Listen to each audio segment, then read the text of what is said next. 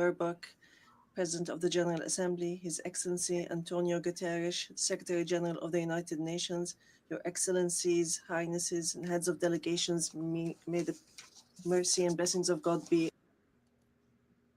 day after almost 2 years in which our Palestinian people in the Gaza Strip have been facing a war of genocide, destruction, starvation, and displacement waged by the Israeli occupation forces, in which they killed and injured more than 220,000 Palestinians, the majority of whom are unarmed children, women, and the elderly. A war in which they displaced hundreds of thousands and prevented the entry of food and medical supplies and caused the starvation of 2 million Palestinians. They imposed a stifling siege on an entire people and destroyed more than 80% of homes, schools, hospitals, churches, mosques, facilities, and infrastructure. What Israel is carrying out is not merely an aggression. It is a war crime and a crime against humanity that is both documented and monitored, and it will be recorded in history books and the pages of international conscience as one of the most horrific chapters of humanitarian tragedy in the 20th and 21st centuries. Interesting. In the West Bank, including East Jerusalem, Genocide. the capital of the state of Palestine, He did in the opening line. Forgive me. the extremist Israeli government continues to implement its settlement policies through illegal settlement expansion and developing projects for annexing settlements. The latest was the construction plan for E1, which would divide the West Bank into two parts and would isolate occupied Jerusalem from its surroundings and would undermine the option of the two-state solution in a blatant violation of international law and relevant Security Council resolutions, specifically Resolution 2334. Furthermore, the Israeli Prime Minister announced a plan for what he calls Greater Israel, which we reject and completely deplore, and which involves expanding into sovereign Arab states. In addition to the brutal attack against the sisterly state of Qatar, which we condemn and see as an escalation that is grave and a blatant violation of international law, which requires a decisive intervention and deterring procedures and measures for such expansionary plans. With official support and through increasing facilities, the terrorism of settlers increases. They burn homes and fields. They uproot trees and attack villages and attack unarmed Palestinian civilians. In fact, they kill them in broad daylight under the protection of the Israeli occupation army. Furthermore, the Islamic and Christian religious sites in Jerusalem, Hebron, and Gaza Strip have not been spared the attacks which have damaged the mosques, churches, and cemeteries in a blatant violation of the historic status quo and in a clear violation of the provisions of the international law. Despite all what our people have suffered, we reject what Hamas carried out on the 7th of October. These actions that targeted Israeli civilians and took them hostages, because these actions do not represent the Palestinian people, nor do they represent their just struggle for freedom and independence. We have affirmed, and we will continue to affirm, that the Gaza Strip is an integral part of the state of Palestine, and that we are ready to bear full responsibility for governance and security there.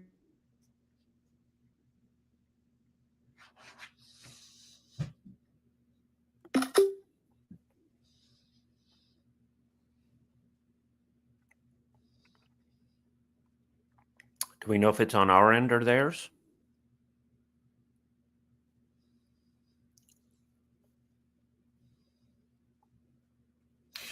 If we can remove the banner, at least we've got the subtitling going on while the audio is out.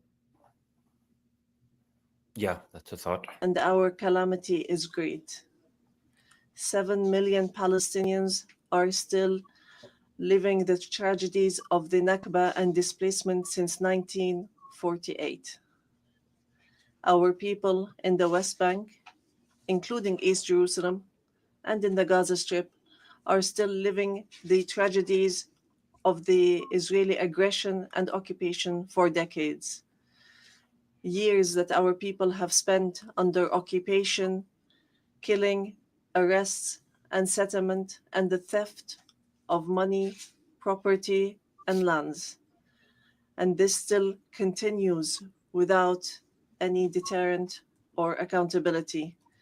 Years of oppression, deprivation, and the protection for the occupier, and enabling the occupier instead of protecting the people under the occupation, and more violations of the rights of our Palestinian people to self-determination, to freedom, dignity, independence, and sovereignty on the land of the occupied state, on the land of the state of Palestine occupied since 1967, including East Jerusalem.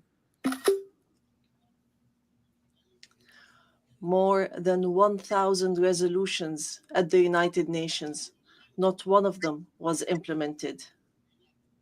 There have been many efforts, many international initiatives, without reaching an end to this tragic situation that the Palestinian people are living under the yoke of occupation.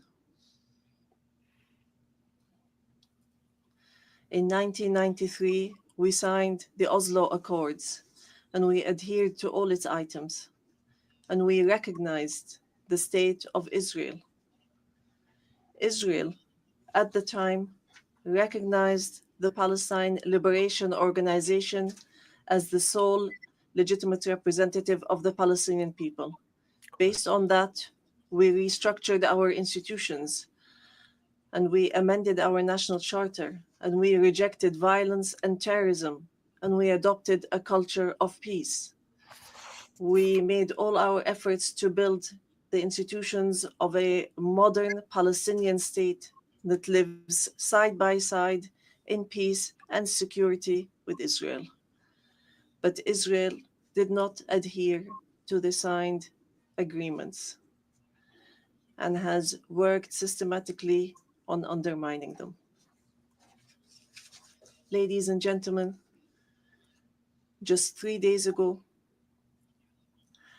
we met at a high-level international conference in New York under the joint chairmanship of France and the Kingdom of Saudi Arabia, with wide-scale international presence and united positions that expressed a genuine international will to put an end to this historic conflict.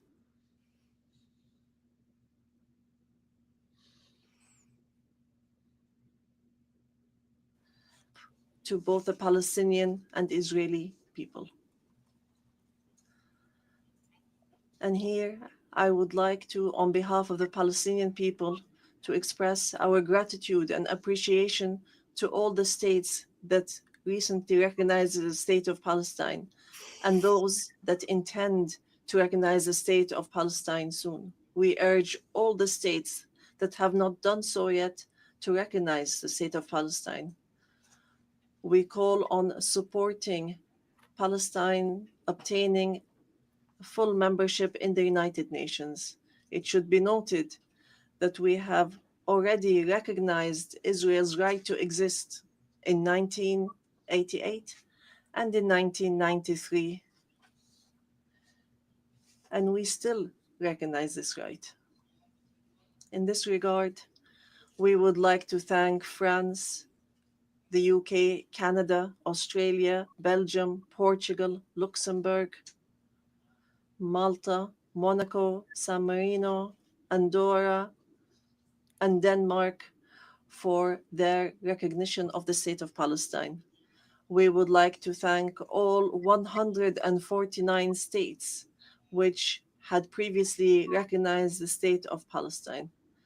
Our people will not forget this noble position. We would also like to commend the role of the chairmanship of this conference, the Kingdom of Saudi Arabia and France, and also the United Kingdom. We would also like to thank all the states that headed the various working groups and those which participated and continue to participate in the International Alliance for Peace. We would also like to thank the states that are supporting our efforts to stop the genocide, end the occupation, and achieve peace.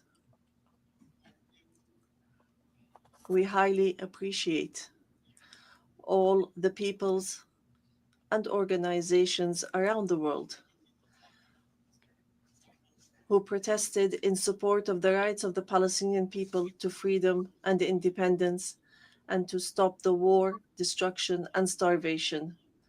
We reject confusing the solidarity with the Palestinian cause and the issue of anti-Semitism, which is something that we reject based on our values and principles. Within the framework of welcoming the outcomes of the International Conference for Peace, we reiterate today before the General Assembly the following points. First, the need for an immediate and permanent end to the war in Gaza. Second, the entry without conditions of humanitarian aid through United Nations organizations, including the UNRWA, and to stop using starvation as a weapon. And here we would like to thank the brotherly and friendly states and organizations that have been sending aids. Third, the release of all hostages and prisoners on both sides. Fourth, the complete withdrawal of the occupation from the Gaza Strip and the rejection of the plans for displacement and putting an end to settlement, the terrorism of settlers, and the theft of Palestinian lands and property under the headline of annexation, and stopping the aggression against the status quo in holy sites. These are all unilateral actions that undermine the two-state solution in Gaza, the West Bank, and Jerusalem.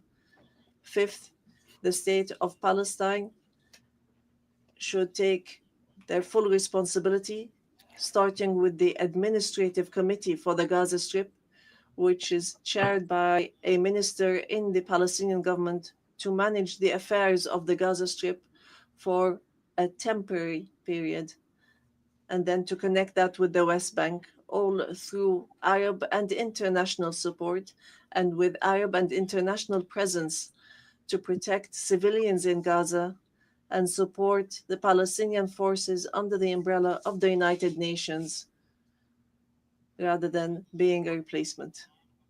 Sixth, to guarantee that the residents of the Gaza Strip remain on their lands without displacement, and to implement a recovery and reconstruction plan in both the Gaza Strip and the West Bank.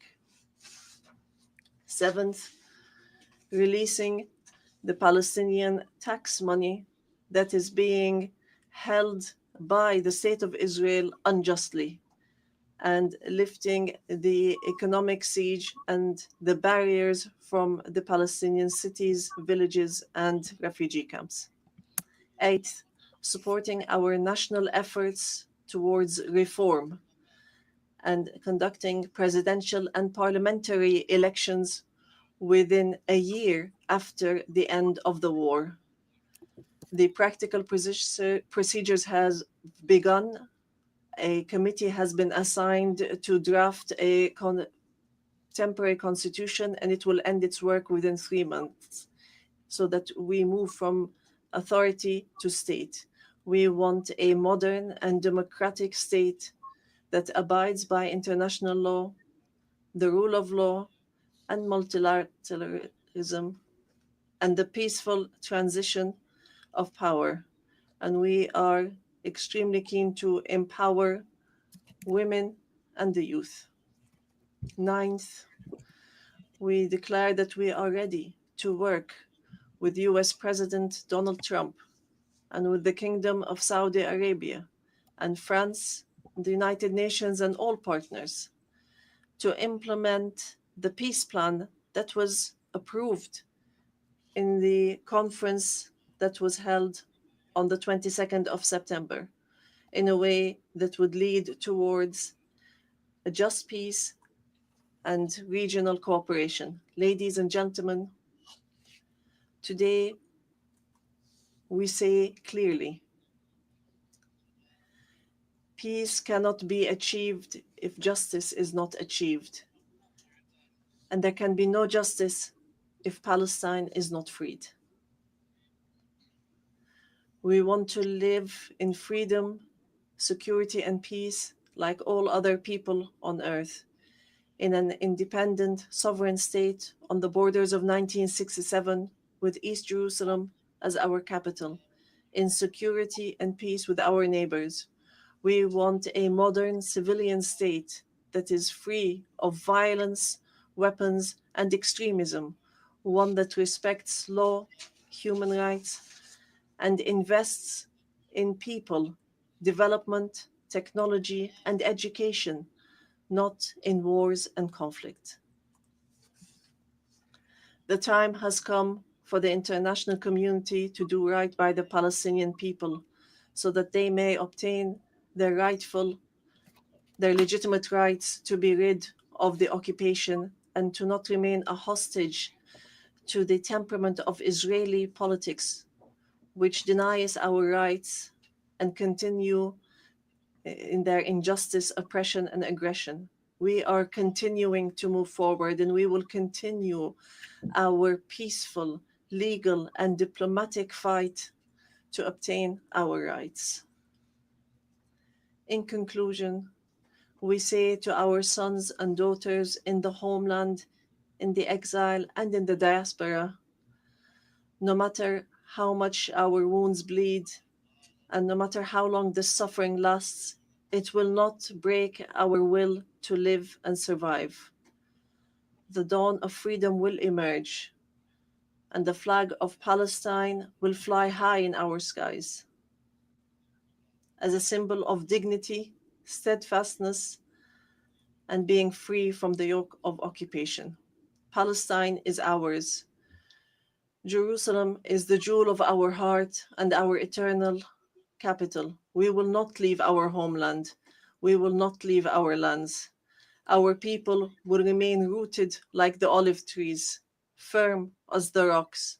We will rise from under the rubble to rebuild and to send from our blessed and holy land the messages of hope and the sound of truth and right, and build the bridges of just peace for the people of our region and the entire world.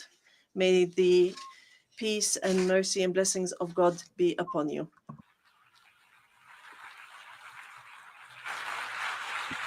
So a great deal of rhetoric that sounds good, but not a great deal of how to get there to my ear. Craig, your thoughts, please. Well, I think what's most striking about that, Sam, there are two tracks that have emerged over the course of 2 years of genocide in Palestine. One of them was this increasing drumbeat of accountability that we had not seen in 100 years with regard to the Israeli project in Palestine, where you had Israel on trial for genocide in the International Court of Justice. Israel's leaders indicted for crimes against humanity in the International Criminal Court.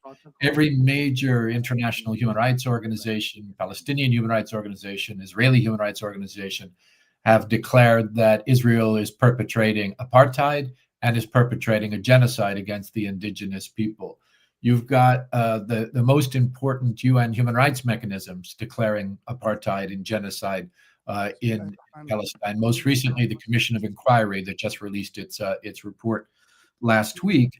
And that was a very fundamental shift from the way that Palestine was addressed during 3 decades of the Oslo process, where human rights and accountability and root causes and international law were all pushed back onto the back burner in favor of an amorphous political process that not only locked a cruel status quo for the Palestinians into place, but actually provided a smokescreen for further Israeli persecution of the Palestinians, settlement expansion, serial acts of aggression, and the increasing normalization of the Israeli regime on the international stage.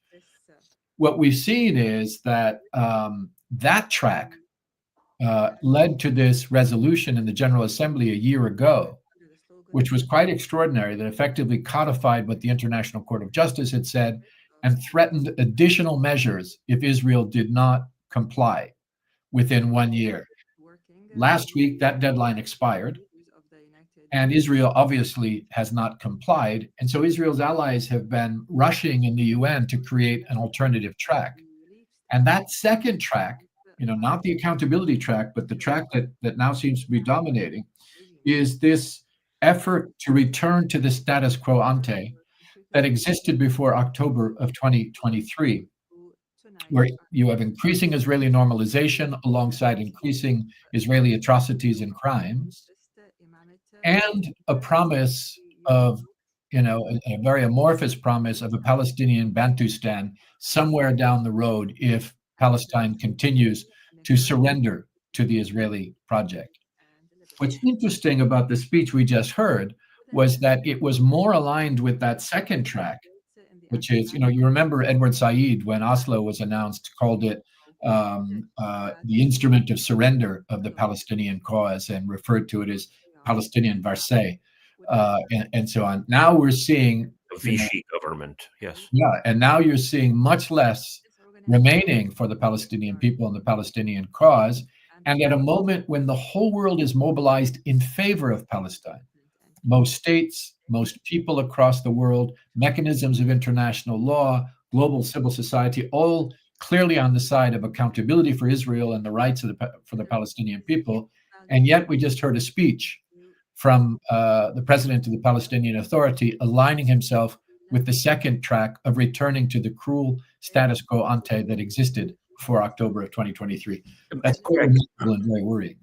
Craig, I very much want you to continue, but I just want to interject. People might be wondering why we're not listening to the Yemeni representative right now. And I guess it's, kind of, similar to the Palestinian representative. There's a question of representation in that this is not someone who is part of Ansar Allah, which has inserted itself in trying to take action against Israel for its genocide. This is part of the quote unquote officially recognized Yemeni government, which I believe is based in Saudi Arabia. Please correct me if I'm wrong on that, Craig.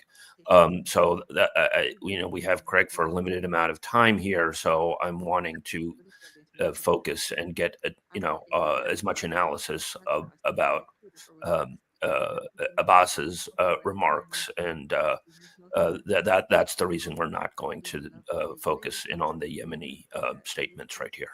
Yeah, just to say you're right, Sam, because 80% of Yemen, including its largest city, its capital, the overwhelming majority of its citizens are actually governed by the Ansar Allah government. But the Ansar Allah government is not recognized officially by the UN. And so its representative there is a representative of a minority government that controls very little territory, very few people inside the country, and has not been the force in Yemen that has stood up, I think, so bravely to rally to the cause of the Palestinian people facing a genocide. So it'd be interesting to hear a statement from the other side of Yemen, but I don't think I'm going to get that today. Yeah. For our next live stream, I'll try to get someone from Ansar Allah to give their their statements to the General Assembly. Please proceed, Craig. You were saying the two tracts and Abbas's address was more in line with the second track of allies with Israel attempting to effectively subvert the ICJ orders and reassert a Oslo-like process. Right, which is now framed very much by the so-called New York Declaration, which is the French-Saudi plan that is not focused on accountability for Israeli perpetrators and liberation for Palestinian victims, but is very much focused on disempowering Hamas, disarming Hamas, monitoring Hamas and the broader Palestinian resistance, and then putting the Palestinian Authority in charge of Gaza. They say on an interim basis before elections could be organized, but one cannot imagine elections anytime in the near future. We should interject. There have not been elections since. Sorry, I had the year in front of me. I mean, the parliamentary elections that brought Hamas to power were in 2006, I believe. Yeah, it's been 20 years plus. Abbas was, elected president, well more than 15 years ago, and there hasn't been an election since. So it's kind of funny to hear him talk about finally having elections now. Well, this again from the New York Declaration, this French-Saudi kind of a plan that's been put forward as an alternative. So that's track 2, right? That's as an alternative to the accountability international law approach. One of the most tragic things about the Oslo process is that it was a process in which the Palestinian people were told they had to negotiate for their rights with their oppressor, and that the mediator, the principal mediator for that process, would be their oppressor's closest ally and armor, the United States. So it was a process designed to complete the conquest of the Palestinian people by the Israeli project. Now they're being told they have to go back to that idea of negotiating for their rights, rather than following the track that's been developing most recently, which is an international law-based track, which is a global solidarity track with boycott and divestment and sanctions, which is an effort actually to liberate themselves as opposed to another layer of surrender of whatever is left of Palestinian sovereignty inside historic Palestine. So, and you hear there again, all the concessions, like he grants that Israel has a right to exist. Well, by the way, there's no such thing as a right of a state to exist. It does not exist in international law. When I joined the UN 35 years ago or more, certain states existed that didn't exist when I left the UN. Some states existed that didn't exist, and others didn't exist and were created during that time. States come and go. There is no right of a state to exist. There are responsibilities of sovereignty that have to do with, not perpetrating genocide and not running an apartheid system and not being involved in gross violations of human rights and serial aggression against your neighbors. But there is no right to exist. And yet here again, we hear a Palestinian leader during genocide repeating the concession of the right of the genocidaire to exist. Feeling that he has to make a declaration against anti-Semitism. Well, of course, we're all opposed to anti-Semitism, but what the hell has that got to do with Palestinian liberation? Again, it's using the narrative that has been given to him by the French and others in this initiative, rather than talking about the rights of the Palestinian people. I'm not sure if there was any mention of the ICJ orders in his remarks. No mention of accountability of any kind. I mean, he opened by talking about Uniting for Peace or Protection Force or... He mentioned the Protection Force, but he mentioned it in the context of the French-Saudi proposal, international protection under a UN mandate. Mm-hmm. He didn't say stabilization. I mean, he talked about protection, which is good. But he stuck to the terms that have been agreed with, let's face it, with states that have their boot on the neck of Palestine, which is to say, the United States, even though the U.S. rejected the New York Declaration, it is the country that traditionally has insisted upon these kinds of parameters. The European Union, from which they get a lot of funding, the Saudis, from which they get a lot of funding, and obviously the French on behalf of Europe. So, I think very disappointing, given the moment in history in which we find ourselves, that what we're hearing again is another declaration of surrender, as opposed to a very clear program of resistance and solidarity and international law and international mechanisms for the rights and liberation of the Palestinian people, just at the moment when the whole world is mobilized in solidarity to support such a program. We didn't hear even a whisper of it today. What do you think are the mechanisms and the reasons behind that? Is it funding? Is it threats? He actually mentioned the taxation that the Israel withholds from the Palestinian Authority. Is it the very structure of the Oslo agreements? But they're not willing to use international law and the ICJ to break out of that. Is it just outright corruption? What are the mechanisms of control here, do you believe? Well, Oslo is a cage for the Palestinian people that was built, 30 plus years ago in order to contain the Palestinian people within a particular set of parameters in which, the Palestinian Authority was set up as a mechanism of Oslo. It's a part of that containment. And when you realize that the PA operates literally under occupation, so under the boot of the Israeli occupier, and then is dependent upon support, principally financial, from external actors in the Gulf and in Europe, and to the, is dependent upon the goodwill of the U.S., which is not something that is often in big supply, then you see where they're coming from. And far be it from me to palsplain to a Palestinian, Sam, but this Venn diagram where you have an overlap between this mechanism, this Oslo mechanism in the West Bank of the PA that operates under occupation, and then that overlaps with the PLO in terms of the representatives. And then that overlaps with the state of Palestine, which is represented in the UN.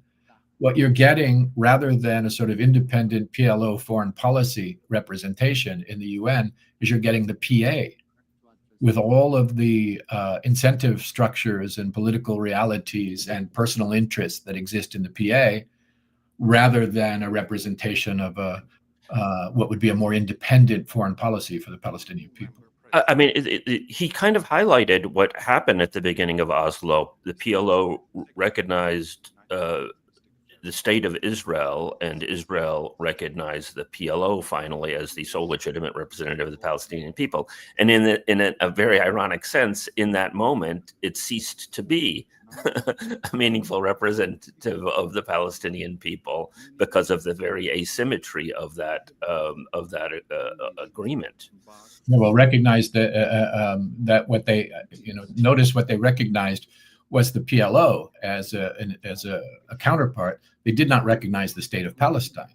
Right. You had a unilateral surrender on the part of Palestine. It recognized Israel. It unilaterally disarmed. It got neither of those things in return, and then lived, as I say, in the cage of Oslo for 3+ decades. And in October, Sam, when I left the UN and wrote that letter that went viral, one of the things I pointed out is that nobody in the UN thinks that Oslo is a thing anymore. It does not exist. And this effort to try to resuscitate it and create an Oslo 2.0 by the French-Saudi proposal is such an obvious ruse that I find it hard to believe that those engaged are not aware of the reality of Oslo. And, most of the world has moved on and views the struggle of Palestine as a struggle similar to those of South Africa under apartheid, where the objective is not to negotiate with the regime for what crumbs it will throw to the Palestinian people, but to hold the regime accountable and to insist on its accountability as a matter of international law, as well as a matter of international relations and international politics. And yet there you have the representative of the state of Palestine, at least officially, in the UN, rejecting all of that and going back into the Oslo paradigm. I do want to move on to those other ways of viewing things and the Colombian statement and so on in a moment. But to me, in a sense, we are currently in kind of an Oslo ruse, or an Oslo-like ruse, in that when the ICJ orders came down in May of 2024 to get Israel to stop its attack on Rafah, Biden, and I raised this in our last live stream, Biden claimed that suddenly Netanyahu had agreed to a ceasefire, and they got the UN Security Council, including all the elected members, to pass a resolution basically blessing this farcical negotiating process, basically run by the United States, where Hamas, not just the PA, but Hamas is in a negotiating process with the people who are committing genocide against the Palestinian people. With the U.S., Israel's main benefactor, enabler, as the main. You also have Qatar and Egypt in tow as the main so-called mediator. So, in a sense, I think the ICJ orders, and especially South Africa invoking the Genocide Convention, tried to get us back into this framework of international law, and their ruse in May and June of 2024 was part of, a step of bringing it back to Oslo, and they are continuing that, as you say, with this so-called New York Declaration. Well, and at precisely the moment when Israel has sort of pulled back the curtain and shown how they really view negotiations by bombing Qatar in an act of international aggression and assassinating a number of Hamas personalities in an act of transnational terrorism and an act of murder under international law. And at precisely that moment, we're supposed to believe that there is a good faith interlocutor in the Israeli regime for negotiation. By the way, he mentioned Qatar in his speech, but I didn't hear him mention the Palestinian victims. In Qatar. He mentioned it as an attack on Qatar, but didn't mention it was also a murder of Palestinians, unless I missed it, trying to take notes as I was listening. So, and you can see the other point of emphasis there. He was emphasizing that the PA will take over Gaza. And there are two problems with that. I mean, one is that, why is a UN process? Of course, this was a quasi-official UN process. It was a process hosted by France and Saudi Arabia at the UN. It was framed sort of that way. But, what business is it of the international community, the UN or the French or the Saudis, who governs the Palestinian people? I mean, the UN Charter talks about self-determination. UN human rights instruments talk about the will of the people determining their governments.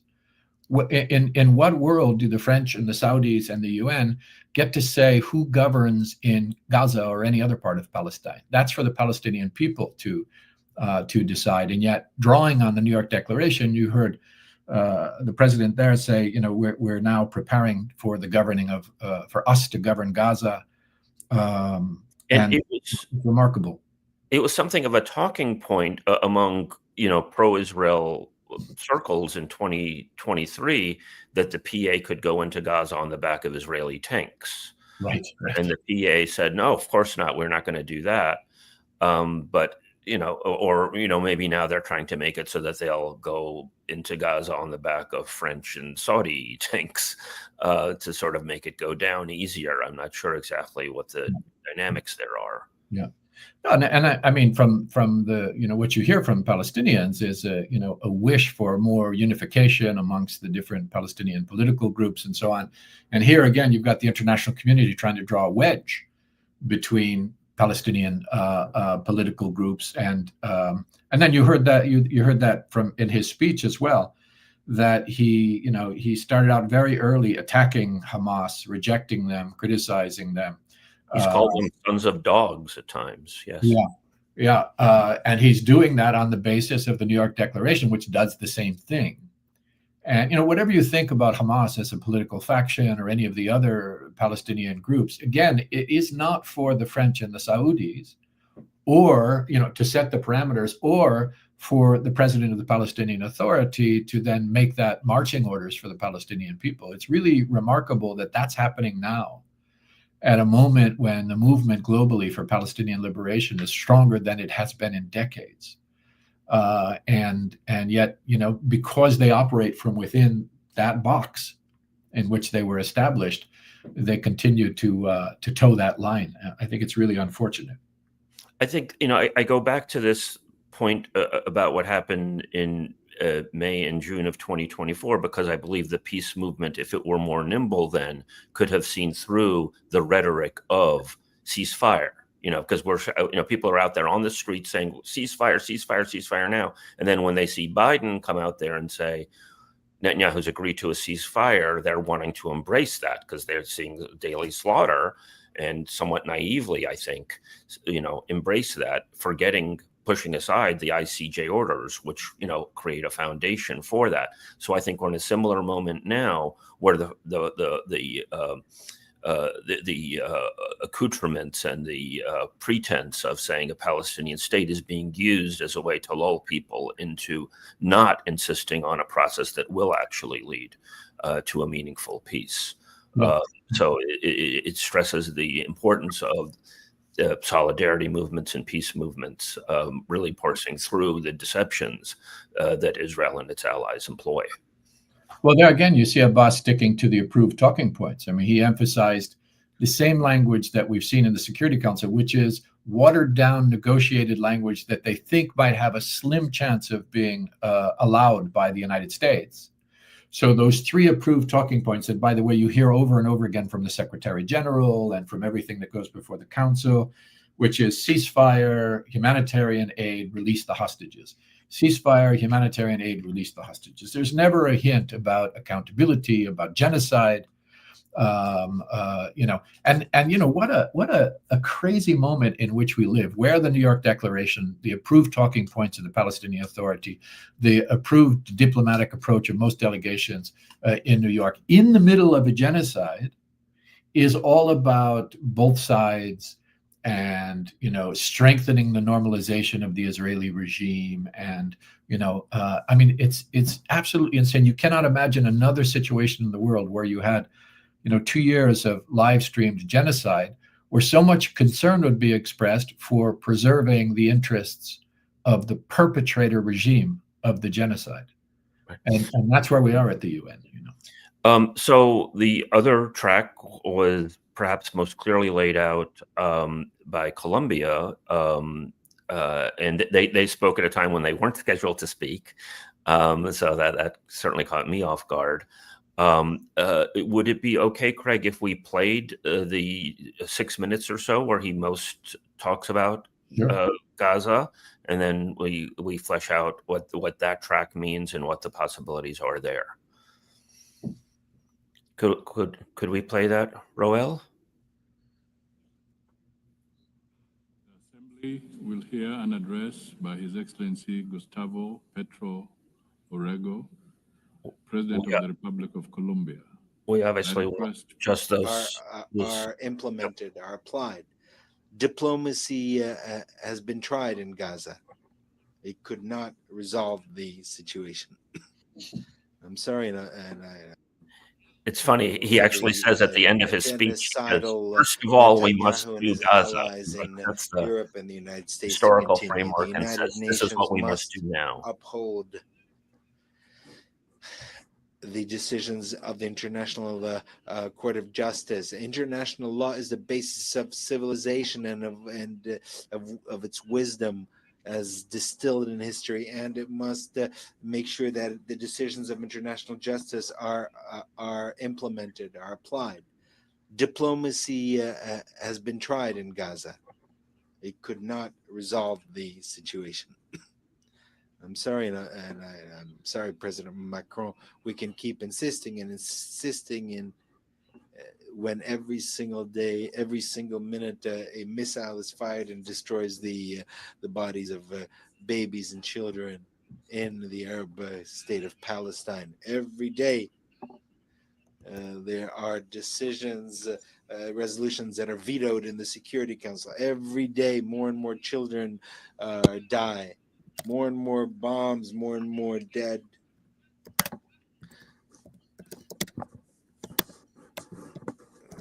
perhaps those who do this, who shoot this, are robots. Maybe they don't have their own children. They're not human.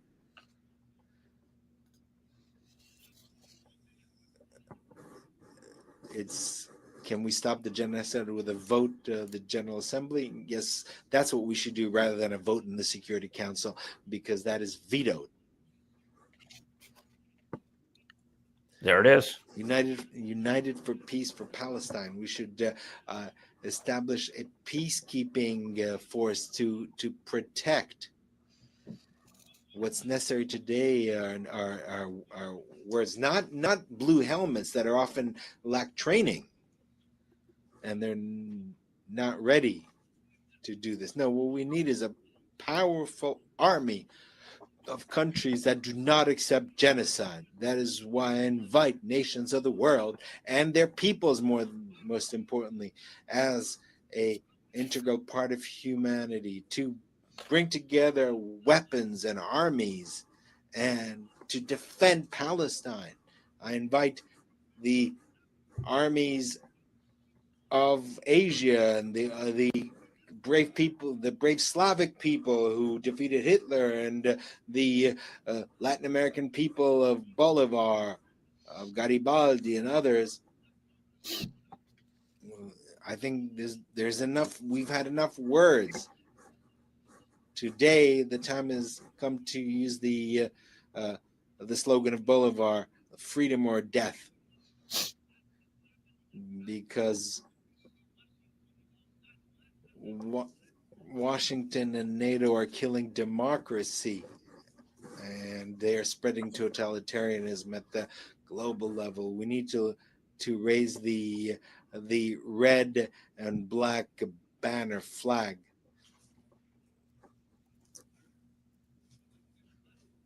Without forgetting the white color, which was the color of peace and the color of hope in the heart of humanity. The United States no longer teach democracy, but rather kill democracy, especially among its immigrants, filled with greed. The UN should begin its change by stopping the genocide in Gaza with a army of liberation and salvation, and there should be a decision here taken in the General Assembly without any veto. After Gaza, we can start working on decarbonization so that we can found a truly global democracy, and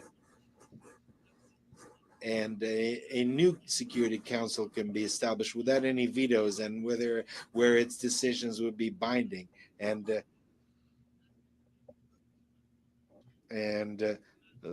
the global and national financial system should be based on decentralized capital. That is the way that humankind can regulate capital, to subordinate capital to life, to regulate it to people. That is the path by which the United Nations will move from an alliance of states to an alliance of cultures and peoples. If we overcome the climate crisis, and if we unite as humanity, we will manage to make the United Nations an assembly of peoples, which seeks to make sure that every individual is free, making sure that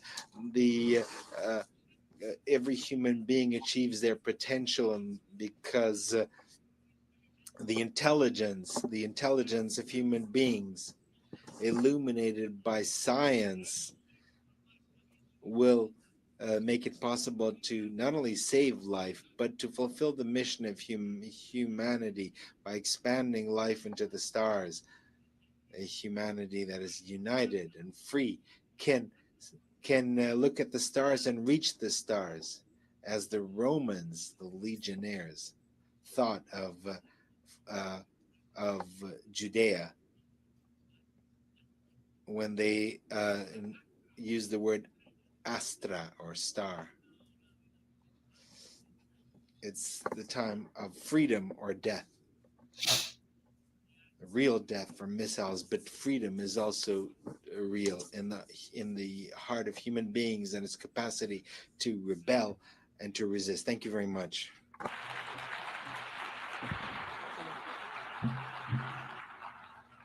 So, Colombia will be putting forward a Uniting for Peace resolution, apparently, that will call for some of the things that many people have been calling for: sanctions on Israel, arms embargo, and you might have more details than I do, Craig, on this, and a protection force to get aid in. I don't know if he sort of got potentially carried away with a rhetoric in terms of an army of liberation and so on and so forth. I don't think that they're going to be bombing Tel Aviv here, but hopefully they will be ensuring in very serious resolve that that aid gets in. That Israel is blocking and using food as a weapon. The strong, biggest similarity to me on this is 1956, when Egypt and Gaza were invaded by Britain, France, and Israel, and I believe not a shot was fired when the UN then stood up with Uniting for Peace to overcome the British and French veto and put in a peacekeeping force, and they made all three of those countries withdraw. So, I mean, that's certainly the kind of thing that I have in mind here in terms of a protection force, but I'd love to get your analysis of what he's putting forward, Craig. Yeah, that's exactly right. I mean, Petro used his typical colorful language. He delivered what was a very powerful, very defiant speech there in the assembly, contrasting with a bit of the more boring presentations that we've seen over the course of the 80th session. And he used his own language there, but he was more entertaining than Trump and more accurate. And he took up about as much time. I'm sorry to interrupt, but yeah, it was a long speech. Although I think Trump has the record there of almost an hour. He was allotted 15 minutes, but he continued. But far more important, I mean, the Trump speech, the hall was full. There wasn't an empty seat. Delegations, wanted to hear what the emperor was going to say, and man, they were not disappointed, because Trump's speech was the most absurd thing that I've heard in the halls of the United Nations in all my time working there or following it. But Petro, while using colorful language, he said some very specific things there. He said, we need to go around the veto in the Security Council, because we know the US is not going to allow anything humane to happen in the Security Council. And we need to use, he said specifically, the Uniting for Peace resolution in order to take this up in the General Assembly where there is no veto. He said that very, very directly. And he talked about the mobilization of a UN force. And he invited countries who want to defend Palestine to join. So in other words, troop contributing countries to make their contributions. And this is really very important, because so far, there have been some very powerful statements. Indonesia said that they would provide thousands of troops for any UN intervention, right? So that very, very practical. 20,000 or more, he said. Yeah. Say again. I'm sorry, you glitched. 20,000 or more, I believe. He said, or more, yeah.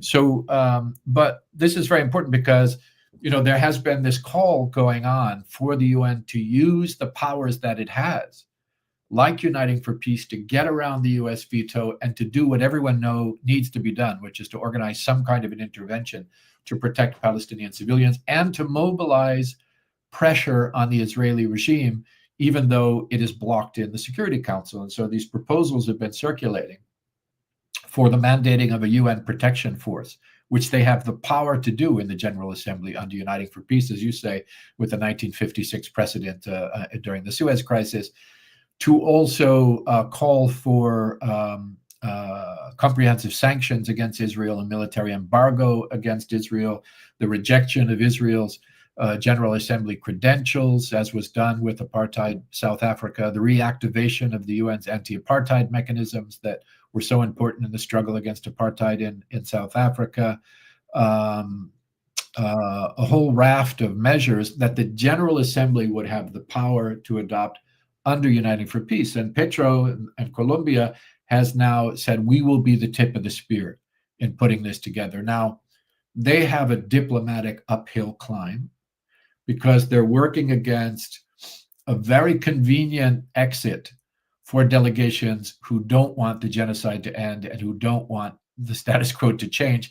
They can all hide behind the French-Saudi proposal, where we go back to pretending that this Oslo 2.0 is something relevant, while Palestinian lives are being destroyed, Palestinian land being eaten up, and Israeli regime normalization continuing apace. So, you know, what he is putting forward here is something directly in the accountability track that we talked about a little bit earlier, and which has some possibilities. It's legal, there's precedent for it, there's strong support amongst the vast super majority of delegations in the UN. They could make it happen if it isn't overwhelmed by the French-Saudi scheme, or if it isn't obstructed by the Palestinian Authority itself. Now, I should interject here as you say that. I first wrote about the possibility of invoking the Genocide Convention in 2014, the assault then. And I wrote a lengthy article about it and what could happen. Francis Boyle and others had been advocating it, and I didn't understand what they were saying for years fundamentally, but I finally sat down and figured it out in 2014 about what could happen. And he always envisioned it as a two-stage process. One country invokes the Genocide Convention, gets emergency orders from the ICJ, and then you have to do Uniting for Peace because, of course, the United States is going to veto the move. I wrote that up in 2014, and I knew someone, an independent journalist who had connections with the Venezuelan mission at the time at the UN, and she got it to them, and they were interested. But then they talked to the Palestinian delegation, and they talked them out of it.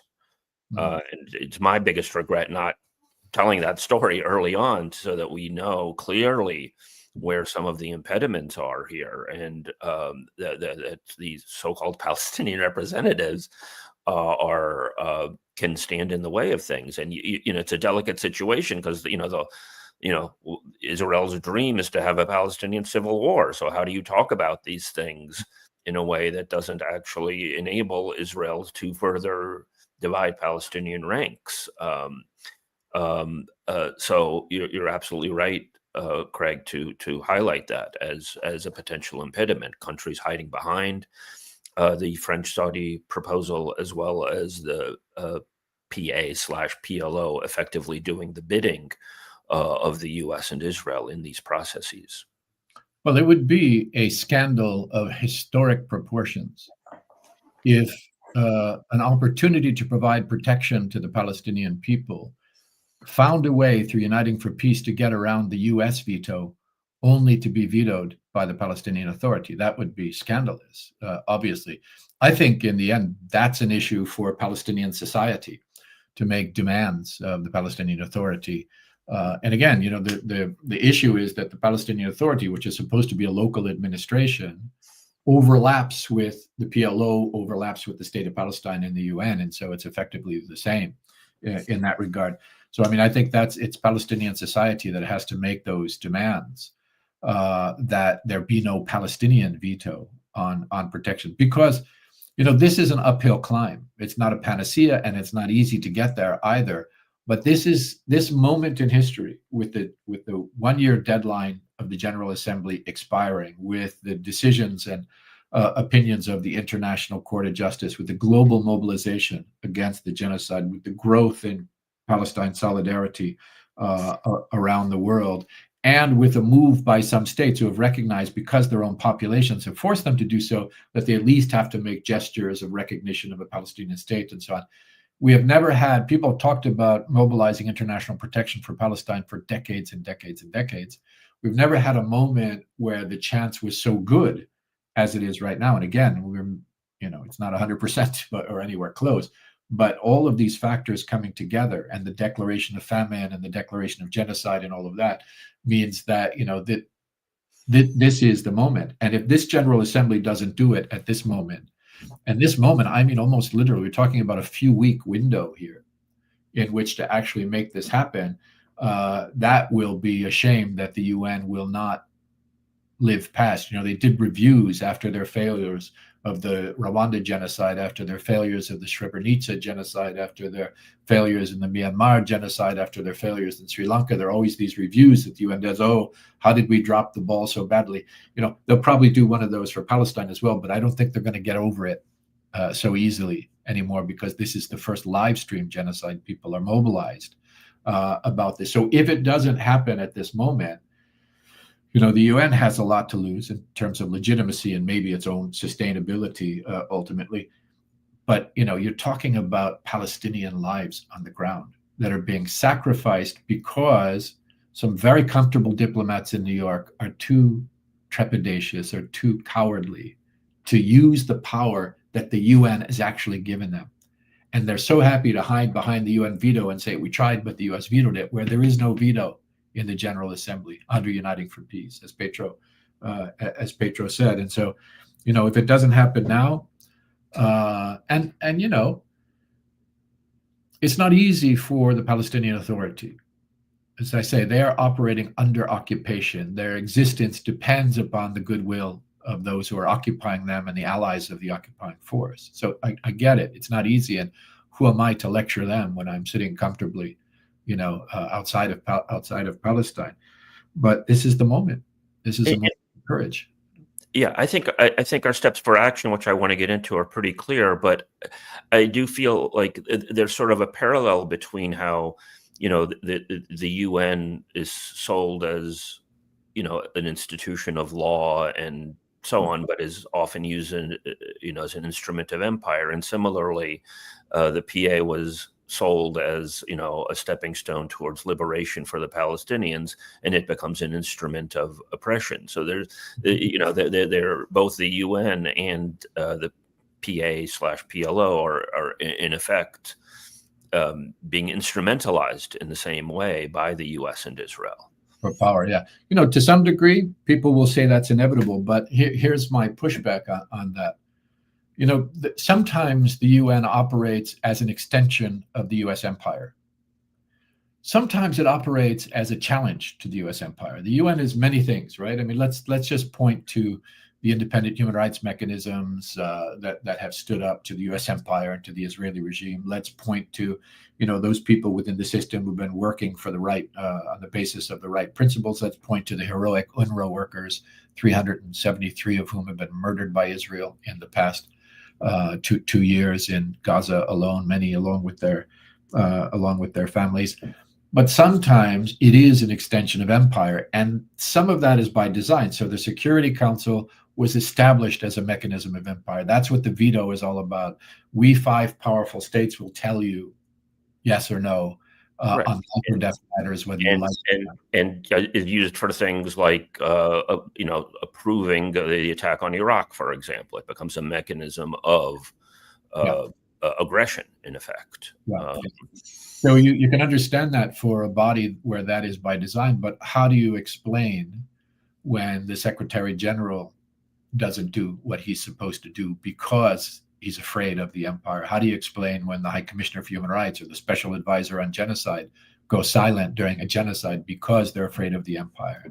How do you explain a General Assembly which has powers like Uniting for Peace but refuses to use them because of their fear of the empire? And that fear is real. This is a regime now in Washington that won't hesitate to impose massive tariffs that can be crippling to national economies, that won't hesitate to impose sanctions that can destroy lives, that won't hesitate to use military force to murder people in boats in the Caribbean. So I understand the fear. It's not paranoia. It's real. But this is why I was starting to say, Sam, there have been moments in the history of the UN, in particular the 1960s and 70s and into the 1980s, where the global majority asserted its power against the empire.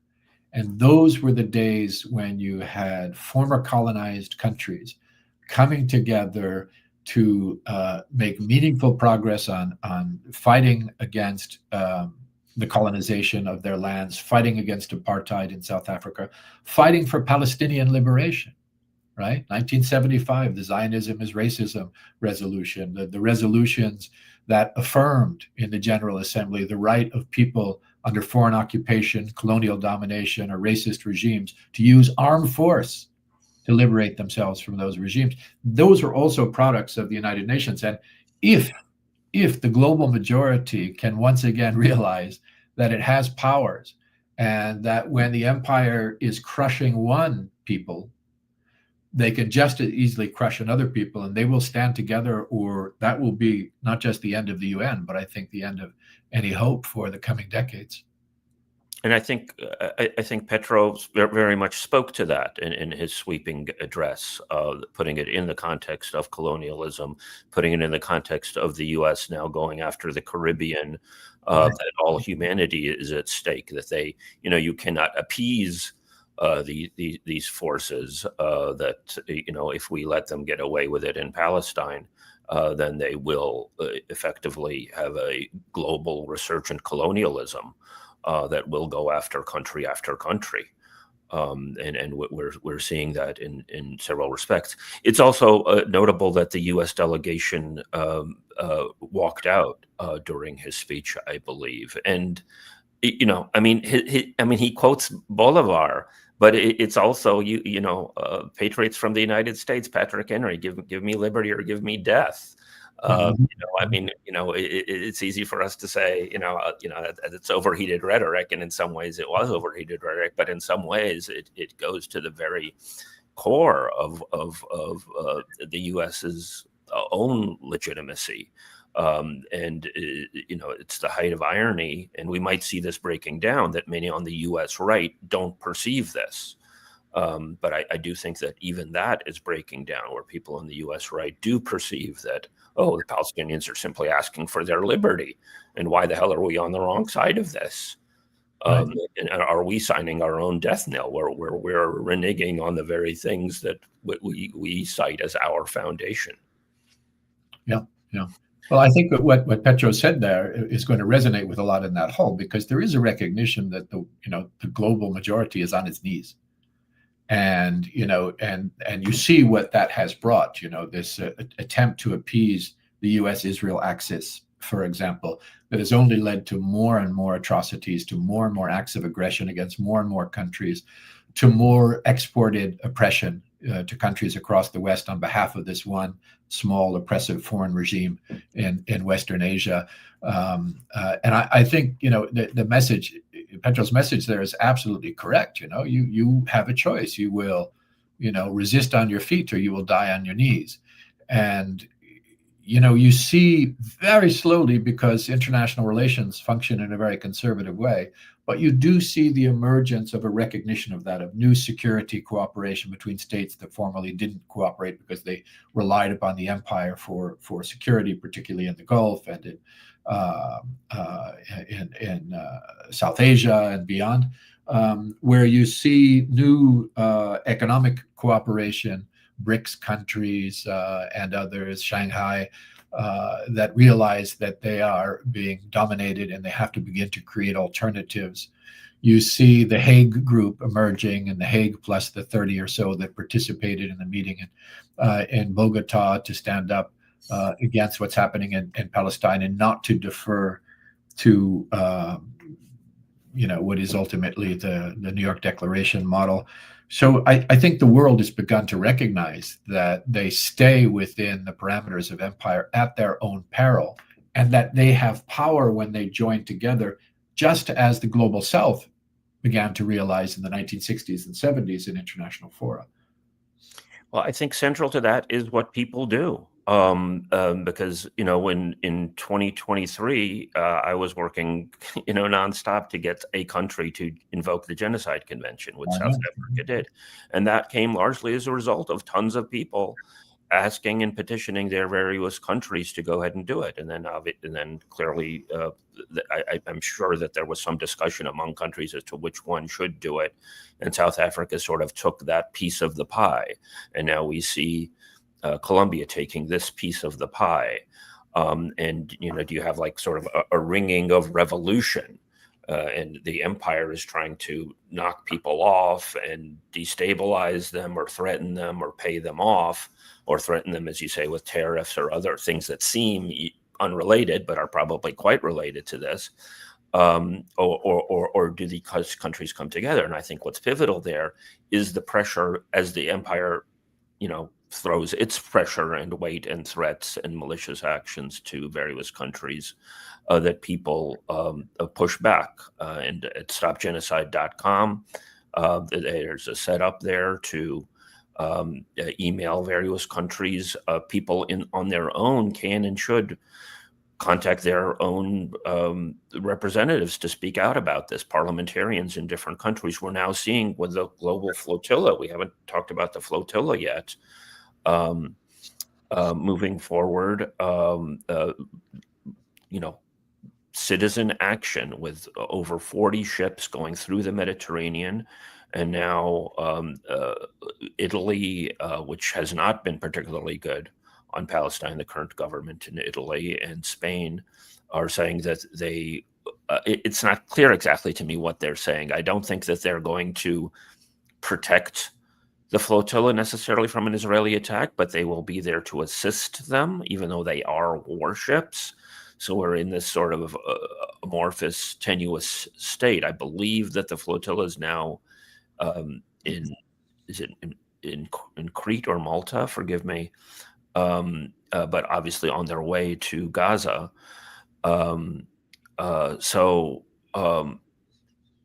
In many cases, it is citizen action that compels and propels government action. And that's the offset to the machinations of the U.S. and Israeli empire, in effect. Yeah, absolutely. And it's a perfect example, because if you look at the situation of these citizen flotillas that have been sailing to Gaza for many years now, a few of which have managed to actually get in, many of which have been attacked by the Israelis, including in one case where the Israelis attacked and murdered 10, ultimately 10, 9, and then another one who died subsequently, of these civilian humanitarians on board this ship, because they were bringing baby formula to starving babies in Palestine, and then in subsequent efforts, bombed the ships, sabotaged the ships, commandeered and pirated the ships, arrested the humanitarians on board, put them into detention. And yet those people, and their successors kept coming back and kept coming back and kept coming back. And now we see the biggest effort so far. And over time, that has whittled away at the resistance of governments to get involved in what, by the way, is their international legal obligation. Those should be navies in the Mediterranean that are sailing in to deliver food and medicine into Gaza. And they've been put to shame by these ships. And now you have a crack because, these people just kept trying and trying and trying. And now you've got Italian and Spanish ships committing to sail to provide assistance. Right, they're not saying we're going to make war on the Israeli regime, but their presence is a deterrent. They can render assistance at sea, but just their very presence is a deterrent and changes, I think, in an important way, the political calculus of the Israeli regime on how to address these boats. So this is an important breakthrough, but it came not because of the principles of these governments. It came because of the perseverance of ordinary people who put their life on the line because it's the right thing to do. And they're changing the world just the way that the student encampments have helped to change the world, and the various people's tribunals and the march to Gaza. And it's the people who are driving change here, just the way that they did with apartheid South Africa. And it's dependent on people. You don't have to put your life on the line. You can just simply spread the word and so on and so forth, and find ways of putting pressure on your government. One aspect of this, Susan, during our last live stream, raised the whole Epstein thing. And when you were talking earlier about the pressure that's applied to the UN, I was reminded of the Catherine Gunn case. I'm not sure if you're familiar with that. Catherine Gunn worked for GCHQ, the British equivalent of the NSA. And during the buildup to the invasion of Iraq in 2003, she disclosed a document that she got from the NSA saying that we needed to do a spy surge on members of the UN Security Council in order to put ourselves in an advantageous position to get critical information on the members of the UN Security Council to ensure that they would get a second resolution authorizing the invasion. They never got the second resolution. Negroponte, the then U.S. ambassador, said at the beginning they put forward one resolution in 2002, basically threatening Iraq, and then saying, you know, we stand apprised. And Negroponte at that point said it's a two-stage process, meaning they would come back for a second resolution. She disclosed that document, and the Observer ran with it in Britain, and it made some waves, particularly in those countries. Mexico was on the Security Council at the time, and others. The relevant person in Mexico, I believe the ambassador, ended up dying several years later, tragically, in a car accident. I've written this up extensively. So they are clearly capable of spying, especially being in the United States, on members of the UN Security Council, and as this document shows, you know, finding leverage over various countries, which we may or may not understand or ever get wind of. This is, you know, a very substantial, hard and fast case. It was actually made into a mainstream Hollywood movie, which wasn't actually half bad, called Official Secrets. But I would not at all put it past, especially the current administration. I just saw the other day, as a matter of fact, related to this, it occurs to me, you know, the U.S. spies globally with the so-called Five Eyes, the Anglosphere, Britain, Australia, New Zealand, and Canada. That's their large spying mechanism. And you actually have a suggestion, a proposal by right-wing fanatics, Bruce, what's his name? Not Bruce, Fine, the very pro-Israeli congressperson, to basically take reprisals against Five Eyes countries who recognize the state of Palestine, even this perfunctory measure that they are threatening them, their own closest allies, over this potentially. Their mechanism of global surveillance. So I think that there are all kinds of ways, some that we can see and some that we have some inkling about and some that we don't, over methods that the U.S. establishment uses to coerce various countries. Well, and we just had revelations, I think 2 days ago, of the discovery of a massive electronic spying and disruption operation around the UN in New York at the opening of the General Assembly that was uncovered by U.S.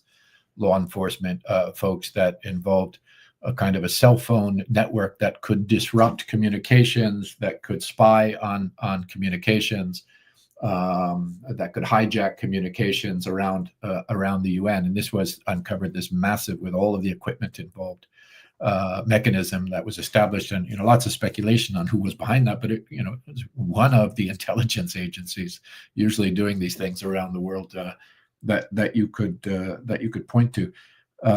So that this has never stopped. There's always been espionage and shenanigans around the UN. I remember when I first joined the UN, there always this kind of scuttlebutt in the hallway. That guy's Mossad, that guy's CIA, that guy's KGB back in those days. So there's always been those kinds of shenanigans. But the pressure that is brought to bear on delegations, I mean, I guess the amazing thing is that it's, despite that pressure, things are cracking. I mean, you mentioned recognition of the state of Palestine. Yeah, at this stage, it's a symbolic gesture. It's not going to stop the genocide. It's kind of beside the point at this moment in history. But despite those enormous pressures, you now have almost as many states recognizing Palestine. I mean, virtually the whole world recognizes the state of Palestine, except for a few European countries and a smattering of their allies around the world. It's like 150. countries that recognize Palestine. And by the way, not many more recognize Israel. There are lots of states that don't recognize the state of Israel. And that is despite, enormous pressure from the empire and others not to do so. So it's not completely unimportant that those recognitions have taken place, because they also show a crack, and because they show that demands from the public do have some kind of effect. It's an easy way out for these states that are still complicit in the genocide, some of them from the West, but they can be pressed to take some sort of an action. So so I think it's important to, at least symbolically. I don't know who's speaking now, and if anybody has addressed Palestine. I don't know how critical it would be for us to go back to that at all. But I'd like to emphasize again the possibilities of action. And it's funny that we talked about technology for a bit there. You had Netanyahu the other day bragging about how, if you're carrying a cell phone, you're carrying a bit of Israel with you, sort of a tacit threat about their capabilities of spying and surveillance and the pager attacks that happened in Lebanon. But the actions, the simple actions that people can take as a countervailing to that, emailing through stopgenocide.com, as well as I set up just a simple flyer that people can pass out at papersproject.com about uniting for peace, and just simply, going face to face, and trying to get to officials in front of embassies and missions and so on, whether in New York or elsewhere. It seems so simple and so naive, but it's not. The Catherine Gunn case that I talked about before, I did a lot of work on it at the time in 2003 to help publicize it. I didn't realize until a few years ago that she was driven to expose that document because she read a book called Target Iraq that my colleague Norman Solomon at the Institute for Public Accuracy had written in late 2002. Laying out and drawing on material that I was producing and so on. She happened to pick that up in a bookstore. She read it, over a weekend, and decided this is all lies and I have to do something. And then she goes and exposes a document. The possibilities of people, finding ways of actually getting in the face of people who are policymakers or in offices of policymakers and so on, are not to be dismissed, I think. It's absolutely essential. No question about it. I mean, this is what's happening. You can be sure. One thing I learned at the UN is that if you leave negotiations to the diplomats in the shadows at Turtle Bay, they will go for whatever is the easiest option. They won't challenge power. They won't be true to the norms and standards of the organization, like human rights and international law and so on. But if you can drive these conversations out into the light of public scrutiny and force every member state in the middle of the extermination of a people to say yes or no to providing protection, that can change the political calculus. And so the job of all of us is to get this message out and to demand that all of our countries, each of our countries, step up and support the Colombian initiative, offer to co-sponsor the Colombian initiative, push back against resistance to the initiative, participate in the negotiation process, and do it urgently. The whole idea of Uniting for Peace is that it can be convened in 24 hours and adopt a resolution and create a mandate and take the kind of action that needs to be taken to hold Israel accountable through sanctions and a military embargo and the withdrawal of its credentials and the reactivation of the anti-apartheid mechanisms and the mandating of a force for protection for the Palestinian people in the middle of a genocide. A genocide, that should be all you should have to say is genocide, which You have never had a global consensus around a genocide so quickly and so absolutely as we have seen with regard to the genocide in Palestine, just recently supplemented by the report of the UN Commission of Inquiry mandated to look at this, who have concluded unequivocally that a genocide is being perpetrated as we speak. And alongside them, every major international human rights organization, genocide scholars around the world, international lawyers around the world. There is no dispute. Genocide is being perpetrated on a people. And the UN is talking about negotiations for a two-state solution to produce a Bantustan in 50 years, somewhere in one village in the West Bank. I'm sorry, it's not good enough. We have to force all of our countries in capitals and in their delegations in New York to take this action and to do it now. Yeah, I think, I think that highlights to me that this is largely a distraction from the global solidarity movement to not keep its eye on the ball and to demanding action. Again, more rhetorical, symbolic measures. Yeah. We're not going to do it. I can hardly think of a better ending, Craig, unless you want to continue. But I think we might want to end it right there. Thank you so much. StopGenocide.com for more resources. And other people doing good work out there as well, in order to really use the global superpower of the people in order to offset the U.S. empire to get countries to do the right thing here. Thank you so much, Craig. Thanks, Sam. Always great to be in conversation with you.